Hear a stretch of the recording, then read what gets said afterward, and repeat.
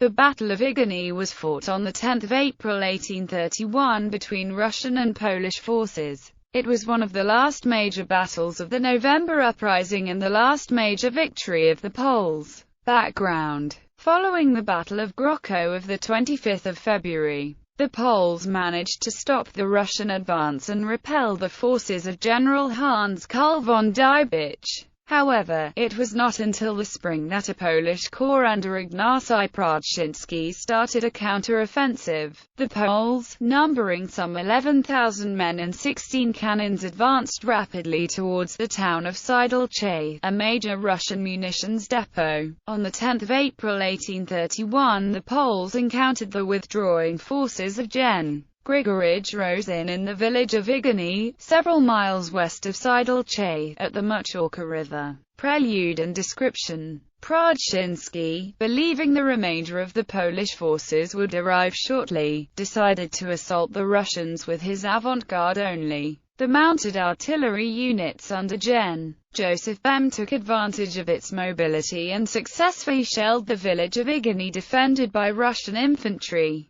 This allowed for the Polish infantry led by Prudzinski himself to recapture the village.